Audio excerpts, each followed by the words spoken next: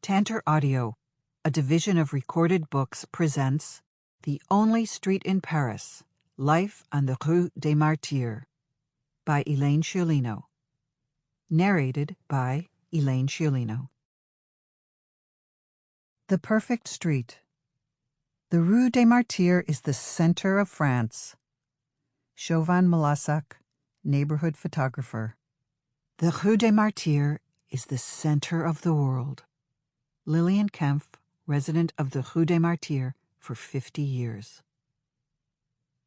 Some people look at the Rue des Martyrs and see a street.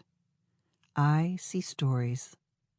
For me, it is the last real street in Paris, a half-mile celebration of the city in all its diversity, its rituals and routines, its permanents and transients, its quirky old family-owned shops, and pretty young boutiques.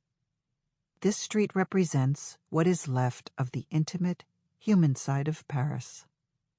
I can never be sad on the Rue des Martyrs. There are espressos to drink, baguettes to sniff, corners to discover, people to meet. There's a showman who's been running a transvestite cabaret for more than half a century, a woman who repairs 18th-century mercury barometers, and an owner of a century-old bookstore with a passion for left-wing philosophers.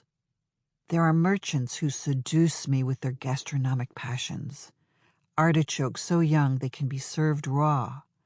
A Côte du Rhône so smooth it could be a fine Burgundy. A Mont d'Or cheese so creamy it is best eaten with a spoon. The small food shops on the lower end have no doors. That makes them cold in winter, hot in summer, damp when it rains, and inviting no matter what the weather. The shopkeepers enforce a culinary camaraderie that has helped me discover my inner Julia Child.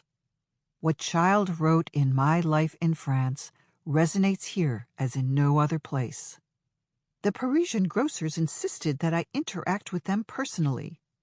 If I wasn't willing to take the time to get to know them and their wares, then I would not go home with the freshest légumes or cuts of meat in my basket.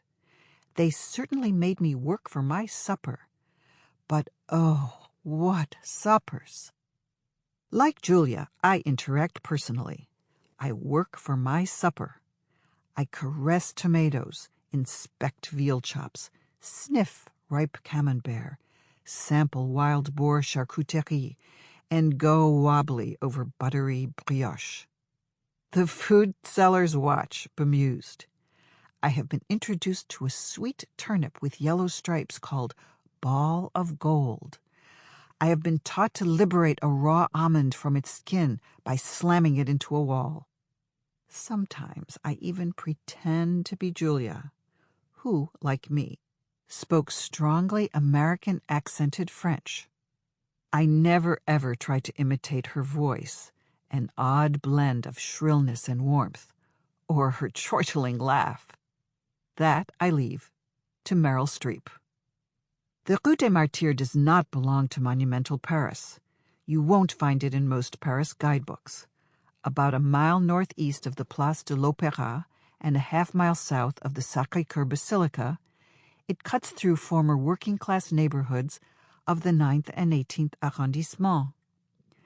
It lacks the grandeur of the Champs-Élysées and the elegance of Saint-Germain. Yet, it has made history. On this street, the patron saint of France was beheaded. The Jesuits took their first vows, and the ritual of communicating with the dead was codified. It was here that Edgar Degas and Pierre-Auguste Renoir painted circus acrobats. Emile Zola situated a lesbian dinner club in his novel Nana, and François Truffaut filmed scenes from the 400 Blows.